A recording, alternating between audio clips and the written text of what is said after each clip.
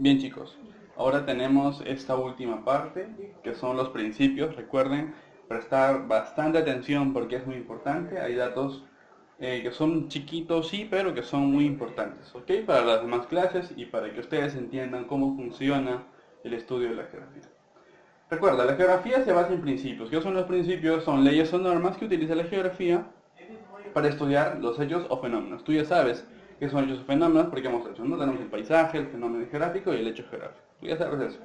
Ahora tenemos a los principios. Bien, los principios son 1, 2, 3, 4, 5, son 6 principios. Ahora, vamos a empezar por acá. Tenemos el principio de localización. ¿Qué es el principio de localización? Primero, fue descubierto, o bueno, descubierto no, fue propuesto, disculpa, fue propuesto por F. Rachel. Bien, ¿de qué se encarga? ¿Para qué sirve este principio? Básicamente para ubicar, ¿no?, el lugar exacto. Es decir, si sucede un terremoto, digamos, en Pisco, el principio es geográfico, ¿no? Porque recuerda que el terremoto es un fenómeno geográfico, entonces los principios se encargan. Principio de localización, ¿dónde se ubicó? Terremoto en Pasco. Localización, Pasco. Para eso se utiliza. Bien. Luego tenemos el principio de la descripción. Fue propuesto por von der Leyen. ¿Ok? Von der Leyen. ¿De qué se encarga? Describe características. Es decir, seguimos con el terremoto. El terremoto fue en Pisco, localización. Descripción, fue muy intenso, dejó muchos muertos, muchas casas se cayeron, etc.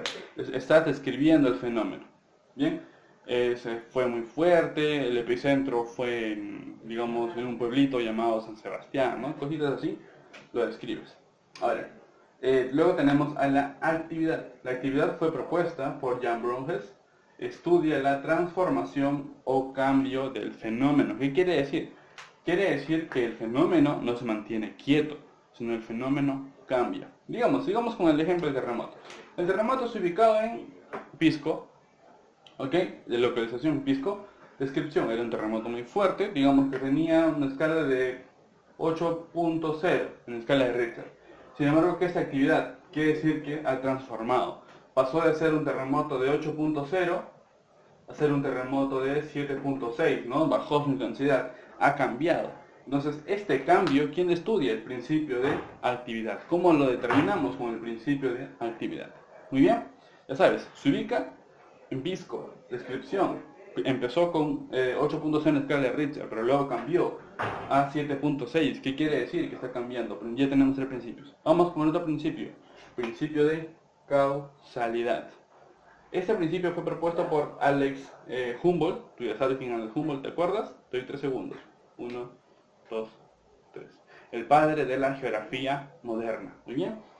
¿De qué se encarga este principio? Explica las causas del fenómeno. Es decir, seguimos con el terremoto. El terremoto se ubicó en Pisco. Descripción, tenía 8.0 en la escala de Richter. Luego pasó a ser 7.6, el principio de actividad.